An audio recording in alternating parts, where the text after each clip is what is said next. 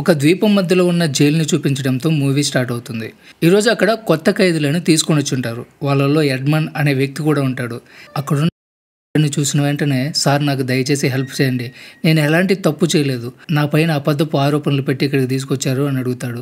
దీనికి వార్డెన్, నాకు తెలిసి నువ్వు నిజంగా నేరస్తుడు అయితే నిన్ను దేశం లోపలే ఏదైనా జైలుకి పంపించేవాళ్ళు. ఈ నడి సముద్రంలో ఉన్న జైలుకి ఎవరినంటే వాళ్ళని పంపరు, వాళ్ళ మీద పెద్ద కుట్ర జరగడం వల్లే ఇక్కడికి పంపిస్తారు అంటాడు. తర్వాత ఆ వార్డెన్ ఎడ్మండ్ని బాగా కొట్టి అతను ఒక చిన్న గదిలో బంధిస్తారు. అక్కడ ఒక చెక్క తలుపు, చిన్న కిటికీ మాత్రమే ఉంటాయి. ఆ తలుపు సంవత్సరానికి ఒకసారి మాత్రమే తెరుచుకుంటుంది. అది కూడా వార్డెన్ అతను కొట్టడానికి వచ్చినప్పుడు మాత్రమే. అలా కాలం గడిచిపోతూ ఉంటుంది. ఒంటరిగా గదిలో ఉండడం వల్ల ఎడ్మండ్ మానసికంగా కుంగిపోతూ ఉంటాడు. గోడ పైన దేవుడా నాకు న్యాయం చేయాలి అని రాస్తాడు. కానీ 12 ఏళ్ళు గడిచిపోవడంతో దేవుడి పైన ఉన్న నమ్మకం కూడా పోతుంది. సో తన జీవితాంతం ఇక్కడే గడపాల్సి వస్తుందని ఫిక్స్ అయిపోతాడు. అయితే అనుకోకుండా అతని గదిలో నేల కొంచెం ఊగుతున్నట్లు అనిపిస్తుంది. ఇది చూసి అతను చాలా భయపడిపోతాడు. కొద్దిసేపు తర్వాత నేల కింద నుంచి ఏదో కదులుతున్నట్లు అనిపిస్తుంది. ఫస్ట్ అది దెయ్యమేమో అనుకుంటాడు. అయితే కాసేపు తర్వాత అందులో నుంచి ఒక వ్యక్తి పైకి వస్తాడు. అతను ఏబే అనే మరో ఖైదీ. జైలు కింద ఉన్న మరొక గదిలో అతను శిక్ష అనుభవిస్తూ ఉంటాడు. అయితే ఇక్కడ విషయం ఏంటంటే, గత 5 ఏళ్లుగా ఏబే ఒక సొరంగం తవ్వుతూ ఉంటాడు. దురదృష్టవశాత్తు ఆ సొరంగం నేరుగా ఎడ్మండ్ గదిలోకి వచ్చేసి ఉంటుంది. ఇది చూసి ఎడ్మండ్ ఆశ్చర్యపోతాడు. అసలు దేవుడే దిగి వచ్చి ఆశీర్వదించాడేమో అనిపిస్తుంది. ఏబే రాగానే ఎడ్మండ్కి ఒక తోడు దొరికినట్లు అనిపిస్తుంది. అంతకాలం ఒంటరిగా గదిలో బందీగా ఉన్న అతను ఇప్పటి నుంచి తనతో మాట్లాడే అవకాశం దొరికిందని ఆనందపడతాడు. సో ఏబే కూడా ఎడ్మండ్ను చాలా హ్యాపీగా తన గదిలోకి ఆహ్వానిస్తాడు. ఎడ్మండ్ ఫస్ట్ చాలా హ్యాపీగా అక్కడికి వెళ్ళి ఏబే గది చూసిన తర్వాత ఆశ్చర్యపోతాడు. వేరే వాళ్ళ ఖైదీల రూములతో పోలిస్తే ఇది ఒక చిన్న హోటల్ లాంటి వాతావరణంలో ఉంటుంది. అక్కడ ఒక కుర్చీ, ఒక చిన్న టేబుల్, అంతేకాకుండా గోడకి కొన్ని పుస్తకాలు కూడా ఉంటాయి. తర్వాత ఏబే ఎడ్మండ్తో ఒక ఒప్పందం కుదుర్చుకుంటాడు. నువ్వు స్వరంగం తవ్వడంలో హెల్ప్ చేస్తే నేను మిగతా టైంలో నీకు చదువు నేర్పిస్తాను అని చెప్తాడు. ఎడ్మండ్ ఏదైనా సరే చేయాలి, ఎందుకంటే తన జీవితంలో తొలిసారిగా ఒక అవకాశం దొరికినట్లు అనిపిస్తుంది. సో వెంటనే అంగీకరిస్తాడు. తర్వాత వాళ్ళు సొరంగం తవ్వడం ప్రారంభించిపోతూ ఉంటారు. అయితే సడన్గా జైలు గదిలో గార్డుల అడుగుల శబ్దం వినిపిస్తుంది. ఈ శబ్దం విన్న వెంటనే భయంతో వణికిపోయి ఎడ్మండ్ తన గదిలోకి పరిగెడతాడు. ఆ తర్వాత తన గదిలో ఉన్న చెత్త కుండని తీసుకుని గార్డు కోసం ఎదురు చూస్తూ ఉంటాడు. ఈ జైల్లో ఖైదీల గది తలుపులు రోజుకి 2 సార్లు మాత్రమే తెరుచుకుంటాయి. ఒకసారి చెత్త తీసుకోవడానికి, ఇంకోసారి సాయంత్రం పూట భోజనం పెట్టడానికి. సో ఈ 2 సమయాల్లో తప్ప వాళ్ళిద్దరికి మిగతా టైంలో చాలా టైం ఉంటుంది. సో అలా నిశ్శబ్దంగా ఎవరికి అనుమానం రాకుండా జైల్లో ఉన్నప్పుడే త్రవ్వకాలు మొదలు పెడతారు. ఆ తర్వాత ఏబే తన తల నుంచి కొంచెం జుట్టు కత్తిరిస్తాడు. ఒక రాయి మీద రాయితో గట్టిగా రుద్ది ఒక చిన్న నిప్పు పుట్టించి ఆ జుట్టుని అంటిస్తాడు. వెంటనే ఒక చిన్న మంట వస్తుంది. ఆ మంట ఉపయోగించి ఒక కొవ్వొత్తిని వెలిగిస్తాడు. సో ఇప్పుడు ఇద్దరు సొరంగంలో త్రవ్వడం ప్రారంభిస్తారు. లోపల చాలా తక్కువ ప్లేస్ ఉండడంతో తవ్వడానికి కొంచెం కష్టమైపోతుంది. అయితే ఏబే అంచనా ప్రకారం ఇదే వేగంతో తవ్వుకుంటూ పోతే కనీసం 3 సంవత్సరాలు పడుతుంది అనుకుంటాడు. ఒకరోజు రిలాక్స్ అవుతున్నప్పుడు ఎడ్మండ్ ఏబే పుస్తకంలో ఒక విషయాన్ని గమనిస్తాడు. ఏబే ఒక గొప్ప యోధుడుగా, శక్తివంతమైన యుద్ధ వీరుడిగా పేరు తెచ్చుకున్నాడని తెలుసుకుంటాడు. దీంతో ఎడ్మండ్, నువ్వు ఖచ్చితంగా నాకు యుద్ధ విద్యలు నేర్పించాలి, అలా నువ్వు నేర్పించకపోతే నేను సొరంగం తవ్వను అని గట్టిగా చెప్పేస్తాడు.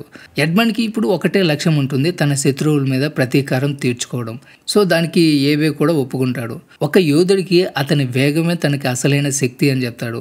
ఆ తర్వాత ఏబే ఒక ప్రత్యేకమైన అభ్యాసాన్ని ప్రారంభిస్తాడు. తన గదిలో పైనుంచి నీరు చుక్కలుగా రాలుతూ ఉన్నప్పుడు తన చెయ్యిని వేగంగా దూసుకెళ్లి నీళ్లు తగలకుండా చేస్తాడు. నీ చెయ్యిని ఈ నీటి చుక్కను తగలకుండా కదిలించిన రోజునే నువ్వు నిజమైన యోధుడివి అని చెప్తాడు. అంతే, ఏబీ మళ్ళీ తవ్వడానికి వెళ్ళిపోతాడు. అయితే ఎడ్మండ్ ఈ వ్యాయామాన్ని క్రమం తప్పకుండా ప్రాక్టీస్ చేస్తూనే ఉంటాడు. కొన్ని రోజుల తర్వాత ఏబే తన గదిలో ఉన్న చెక్క పలకలను విరగొట్టి వాటిని ఒక కత్తిలాగా తయారు చేసుకుంటాడు.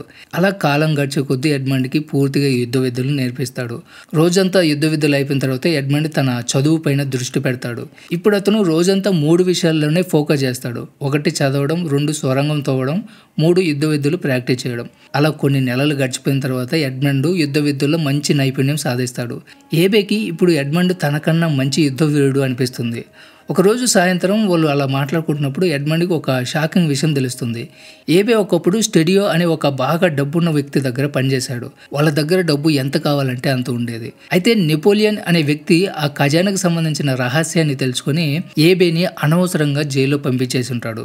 సో ఇది విన్న ఎడ్మండ్ కోపంతో రగిలిపోతాడు. ఎందుకంటే తను కూడా నెపోలియన్ వల్లే అక్కడికి వచ్చి ఉంటాడు.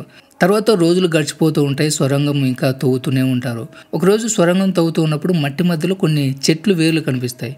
ఇది చూసిన ఏబే మనం చాలా దగ్గరకు వచ్చేసినట్లున్నామని సంతోషపడతాడు. ఈ న్యూస్ వినగానే వాళ్ళిద్దరూ చాలా హ్యాపీగా ఫీల్ అవుతారు. కానీ ఆ ఆనందం ఎక్కువసేపు నిలవదు. సడన్గా సొరంగంలో భూకంపం వస్తుంది. ఒక్కసారిగా భీకరమైన శబ్దం వచ్చి మట్టితో పాటు పెద్ద పెద్ద రాళ్ళు వాళ్ళపై పడతాయి. ఏబే పూర్తిగా ఆ రాళ్ళల్లో కింద చిక్కుకుపోతాడు. అది చూసి ఎడ్మండ్ చాలా భయపడిపోతాడు. వెంటనే ఆ రాళ్ళని తీసేసి ఏబేని బయటికి లాగుతాడు. అయితే ఒక పెద్ద రాయి ఏబే ఛాతి మీద పడటంతో అతను చాలా గాయపడతాడు. అతని ఊపిరితిత్తులు కూడా దెబ్బతింటాయి. అతను ఏ క్షణంలో అయినా చనిపోయే అవకాశం ఉంది. ఏబేకి తను చనిపోతానని అర్థమైపోతుంది. అతను ఎడ్మండ్తో ఒక రహస్యం చెప్తాడు. నా గదిలో ఒక రాయి కింద ఒక పుస్తకం ఉంది. ఆ పుస్తకం కింద నా అసలైన రహస్యం ఉంది అని చెప్తాడు. తర్వాత ఎడ్మండ్ ఆ గదిలోకి వెళ్తాడు. తనకి ఒక రాయి కింద ఒక పాత పుస్తకం దొరుకుతుంది. పుస్తకాన్ని తెరిచేసరికి అందులో ఒక పురాతన నిధి మ్యాప్ ఉంటుంది. ఇదే ఆ ఖజానాకి సంబంధించిన మ్యాపు. దానిపైనే ఏబే జీవితాంతం ఆశలు పెట్టుకుని ఉంటాడు. ఇది చూసిన ఎడ్మండ్ ఆశ్చర్యపోతాడు. ఏబే చివరిగా కొన్ని మాటలు తనతో చెప్తాడు. ఈ సంపదను కేవలం మంచి కోసం మాత్రమే వాడాలి. దుర్వినియోగం చేయకుండా తప్పు మార్గంలో వెళ్లకుండా చూడాలి అని ఎడ్మండ్కి చెప్తాడు. సో ఎడ్మండ్ మౌనంగా తల ఊపుతాడు. కొద్ది క్షణాల తర్వాత ఏబే చనిపోతాడు. అది చూసి ఎడ్మండ్కి కళ్ళల్లో నీళ్లు తిరుగుతాయి. సో ఇప్పుడు అతను మళ్ళీ ఒంటరిగా మారిపోతాడు. అయితే సరిగ్గా అప్పుడే గార్డు భోజనం ఇవ్వడానికి వస్తాడు. ఎడ్మండ్ వెంటనే గోడ వెనక దాక్కుంటాడు. గార్డు ఎంత పిలిచినా ఎవరూ స్పందించరు. ఏమైందో తెలుసుకోవడానికి లోపలికి వచ్చి చూసేసరికి ఏబీ చనిపోయి అలా పడిపోయి ఉంటాడు. సో గార్డు భయంతో బయటికి పరిగెట్టి తన వార్డెన్కి మొత్తం విషయం చెప్తాడు. అదే టైంలో ఎడ్మండ్ తన ప్లాన్ వర్కౌట్ చేస్తాడు. అతను ఏబే శవం స్థానంలో పడుకుంటాడు. కొద్దిసేపు తర్వాత గార్డులు వచ్చి ఏబే శవాన్ని తీసుకెళ్లడానికి సిద్ధమైపోతారు. ఈ జైలు సముద్రపు మధ్యలో ఉంటుంది. సో ఈ శవాన్ని సముద్రంలో విసిరేస్తే సరిపోతుంది అని అనుకుంటారు. ఈలోగా మరొక గార్డు భోజనం తీసుకొచ్చి ఎడ్మండ్ గది తలుపు కొడతాడు. ఎంతసేపు కొట్టినా తలుపు తెరగకపోవడంతో అతనికి అనుమానం వస్తుంది. తలుపు తెరిచేసరికి లోపల ఏబే శవం ఉంటుంది. కానీ ఎడ్మండ్ కనిపించడు. సో వీడు భయంతో పరిగెట్టి వార్డెన్కి విషయం చెప్తాడు. సో వార్డెన్ ఈ వ్యవహారం అంతా త్వరగా ముగించేయాలనుకుంటారు. ఆ రోజు సముద్రపు అలలు భయంకరంగా వస్తూ ఉంటాయి. గాలి భీకరంగా వీస్తూ ఉంటుంది. అక్కడ ఎవరు ఏం మాట్లాడినా ఎవరికి వినిపించదు. సరిగ్గా అదే టైంలో ఎడ్మండ్ చాకచక్యంగా వార్డెన్ దగ్గర ఉన్న తాళాలు లాక్కుంటాడు. ఆ తోపులాటలో వార్డెన్ అదుపు తప్పి సముద్రంలో పడిపోతాడు. సో వార్డెన్ సముద్రంలో పడగానే ఎడ్మండ్ దగ్గర తాళాలు ఉన్నాయి కాబట్టి వెంటనే తనకు తనగా విడుదల చేసుకుంటాడు. వెంటనే పైకి లేచి వెనక్కి తిరిగి చూస్తాడు.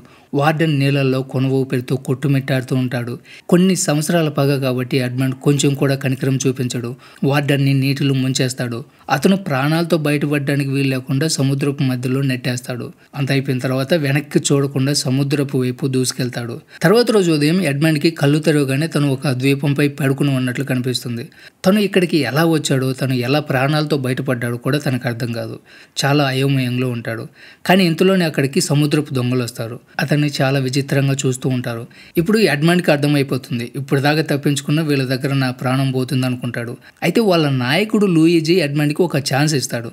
నీకు బ్రతికే ఛాన్స్ ఇస్తాను. మా గ్రూప్లో ఉన్న జకోబా అనే ఒక వ్యక్తి మాకు ద్రోహం చేశాడు. అతన్ని కానీ నువ్వు ఓడిస్తే నీకు బ్రతికే ఛాన్స్ ఇస్తాను అని చెప్తాడు. సో ఇతను జాకోబాతో గెలిస్తే అతను వాళ్ళ గ్రూప్లో చేరతాడు. అతనితో నువ్వు పోరాడాలి. జాకోబా గెలిస్తే అతను మళ్ళీ మా గ్రూప్లో చేరతాడు. నువ్వు గెలిస్తే నిన్ను ప్రాణాలతో వదిలేస్తాం అని చెప్తాడు. సో ఇప్పుడు పోరాటం మొదలైపోతుంది. ఇక్కడ జకోబో గొప్ప యుద్ధవీరుడు. అతని దెబ్బల నుంచి తప్పించుకోవడం ఎవరికైనా చాలా కష్టం. కానీ ఇక్కడ ఎడ్మండ్ ఏబే నుంచి యుద్ధ విద్యలు నేర్చుకున్నాడు కాబట్టి జకోబో ఎంత ప్రయత్నించినా కూడా ఎడ్మండ్ని ఓడించలేకపోతాడు. ఒక టైంలో ఎడ్మండ్ మెరుపు వేగంతో దాడి చేస్తాడు. జకోబో స్పృహ తప్పి నేలపై పడిపోతాడు. కానీ అతను చనిపోలేదు. ఆ తర్వాత ఎడ్మండ్ లూయిజీతో తెలివిగా ఒక మాట చెప్తాడు. ఇద్దరం నీకోసమే పనిచేస్తాం. నువ్వెందుకు మా ఇద్దరికి ఇలా పోటీ పెట్టడం అంటాడు. సో వెంటనే లూయిజీ నవ్వేస్తాడు. నువ్వు చాలా తెలివిగా ఉన్నావు, మా గ్రూప్లో నువ్వు చేరొచ్చు అంటాడు. తర్వాత షిప్లో ప్రయాణిస్తున్నప్పుడు ఎడ్మండ్ తన జీవితంలో జరిగిన అన్ని లూయిజీకి చెప్తాడు. అదంతా విన్న తర్వాత లూయిజీ అతన్ని పూర్తిగా వదిలిపెడతాడు. జకోబో మాత్రం ఎడ్మండ్కి ఎప్పటికీ విధేయుడిగా ఉండాలని నిర్ణయించుకుంటాడు. నువ్వు నా ప్రాణాలు కాపాడావు, నిన్ను ఎప్పటికీ వదిలిపెట్టను అని ప్రామిస్ చేస్తాడు. తర్వాత ఎడ్మండ్ తన ప్రతీకారం తీర్చుకోవడానికి వెళ్ళిపోతాడు. ఫస్ట్ జకోబోను ఒక చిన్న పడవ సిద్ధం చేయమని చెప్తాడు. తర్వాత రాత్రి టైంలో ఎడ్మండ్ తన ఓల్డ్ హౌస్కి వెళ్తాడు. కానీ అక్కడ కూర్చున్న ఒక ముసలుడు ఆయన గుర్తుపట్టడు. అప్పుడే ఎడ్మండ్ తన తండ్రి తన జైలు జీవితం తట్టుకోలేక చనిపోయాడని తెలుస్తుంది. ఆ తర్వాత దానికి మించిన షాక్ ఒకటి తగులుతుంది. తన ఫ్రెండ్ మాంటేగేనే తనని మోసం చేశాడని తెలుస్తుంది.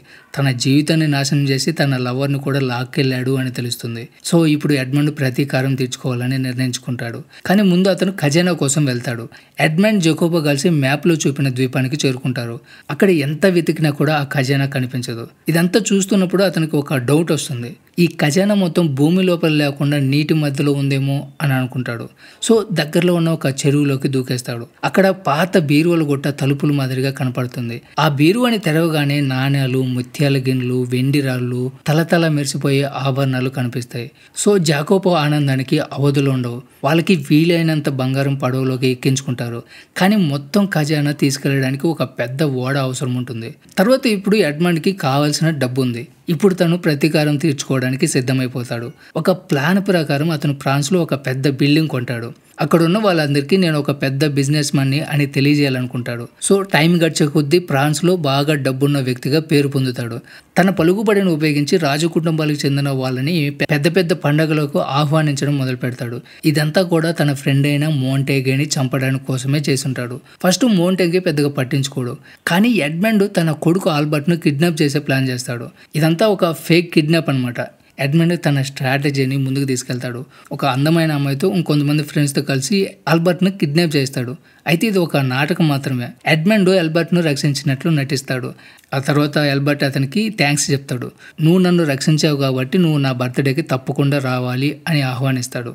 అసలు ఎడ్మండ్కి కావాల్సింది కూడా ఇదే. తన ప్రతీకారం తీర్చుకోవడానికి ఇది మొదటి అడుగు. ఎడ్మండ్ కొంచెం ఓవర్ యాక్షన్ చేసి వస్తానులే అని చెప్తాడు. ఆ తర్వాత పార్టీకి వెళ్తాడు. ఆ పార్టీలో ఆల్బర్ట్ తన తండ్రి మాంటేగోని ఎడ్మండ్తో పరిచయం చేస్తాడు. ఇద్దరు కూడా 13 ఏళ్ళ తర్వాత కలిసి ఉంటారు. ఎడ్మండ్ రూపం పూర్తిగా మారిపోయింది కాబట్టి మాంటేగో అతన్ని గుర్తుపట్టలేకపోతాడు. తర్వాత విల్ఫోర్డ్ అనే మెజిస్ట్రేట్ని చూపిస్తారు. వీడు చాలా అవినీతిపరుడు. ఆ చుట్టుపక్కల ఉన్న పోలీసులందరూ కూడా అతను గుప్పెట్లోనే ఉంటారు. ఎడ్మండ్ మాట్లాడిన తర్వాత మాంటేగోతో కలిసి ఒక ప్లాన్ వేస్తాడు. ఎడ్మండ్ దగ్గర ఉన్న ఖజానా మొత్తం దోచేసి వాళ్ళ వశం చేసుకోవాలనుకుంటారు. అప్పుడు మాంటేగే మనకి సహాయం చేయడానికి ఒక వ్యక్తి ఉన్నాడు అంటాడు. అయితే ఇక్కడ ఎడ్మండ్ను జైలుకి పంపించడంలో వీళ్ళ హస్తం మెయిన్గా ఉంటుంది. అయితే ఇక్కడ ఎడ్మండ్ ప్లాన్ ప్రకారమే అక్కడ జరుగుతూ ఉంటుంది. తర్వాత పార్టీ అయిపోయిన తర్వాత మాంటేగే తన మోసం బయటపడకుండా ఎడ్మండ్ జైలు శిక్ష పడి చనిపోయాడని అందరికీ చెప్తాడు. కానీ ఇది నిజం కాదు. ఎందుకంటే ఎడ్మండ్ అక్కడే ఉన్నాడు కదా. ఈ విషయం ఇంకా అందరికీ తెలిస్తే ప్లాన్ మొత్తం పాడైపోతుంది. అందుకే ఎడ్మండ్ మాంటేగే మెడకి తాడు వేసి చంపే ముందు నిన్ను చంపింది ఎవరో నీకు తెలియాలి కదా అని చెప్తాడు. ఆ తర్వాత మాంటేగే అక్కడికక్కడే చనిపోతాడు. ఇప్పుడు మిగిలింది కేవలం విల్ఫోర్డ్. కొన్నేళ్ల క్రితం నెపోలియన్ లెటర్ వల్ల ఎడ్మండ్ను జైలుకి పంపిన వ్యక్తి ఇతనే. నిజానికి తన తండ్రి నెపోలియన్ సపోర్టర్. కానీ ఈయన అధికారం కోసం తన తండ్రినే చంపేసి కేసుని ఎడ్మండ్ మీద నెట్టేసి ఉంటాడు. ఇదంతా కూడా ఎడ్మండ్ తెలివిగా మాట్లాడించి ఎల్ఫోర్డ్ నోటితోనే చెప్పిస్తాడు. అతను ధైర్యంగా మొత్తం ఉన్నదంతా చెప్పేస్తాడు. ఎందుకంటే ఎడ్మండ్ దగ్గర దీనికి సంబంధించిన ఆధారాలు ఏవీ లేవు కాబట్టి. కానీ అసలు ట్విస్ట్ ఏమిటంటే అక్కడే పోలీసులు ఇదంతా వింటూ ఉంటారు. సో వెంటనే ఆల్ఫోర్డ్ని అరెస్ట్ చేసి తీసుకెళ్తాడు. ఆ తర్వాత మాంటేగ్ ఖజానా కోసం వెళ్తాడు. కానీ అక్కడ ఖజానా కనిపించదు. మట్టితో నిండిన ఒక పెట్టె ఉంటుంది. ఆ పెట్టెలో ఒక చిన్న చెస్ ముక్క మాత్రమే ఉంటుంది. ఇదే చెస్ ముక్క ఎడ్మండ్కి ఒకప్పుడు మాంటేగ్ ఇచ్చినదే. ఆ తర్వాత అదే టైంలో అక్కడికి ఎడ్మండ్ కూడా వస్తాడు. మాంటేగ్ అతను చూసి షాక్ అయిపోతాడు. ఎడ్మండ్వి నువ్వేనా అంటూ షాక్ అయిపోతాడు. సో వెంటనే కత్తి తీసుకొని అతన్ని చంపడానికి బయలుదేరతాడు. కానీ ఇక్కడ ఎడ్మండ్ యుద్ధ విద్యలు నేర్చుకున్న వ్యక్తి. ఆ తర్వాత ఎడ్మండ్ తనని భయంకరంగా కొడతాడు. చివరికి ఎడ్మండ్ అతన్ని చంపబోతున్నప్పుడు ఆల్ఫ్రెడ్ అక్కడికి వస్తాడు. తన తండ్రిని చంపొద్దు అని వేడుకుంటాడు. సరిగ్గా అదే టైంలో మాంటేగే తుపాకీ లోడ్ చేస్తూ ఉంటాడు. సో మాంటేగే చెడిపోయి అక్కడికక్కడే ప్రాణాలు విడుస్తాడు. అంతా అయిపోయిన తర్వాత ఎడ్మండ్ తన భార్యతో కలిసి ఒక కొత్త జీవితాన్ని మొదలు పెడతాడు. నాకు వచ్చిన కష్టాలు ఇంకెవరికి రాకూడదని చెప్తాడు. ఈ సీన్తోనే మూవీ ఎండ్ అవుతుంది.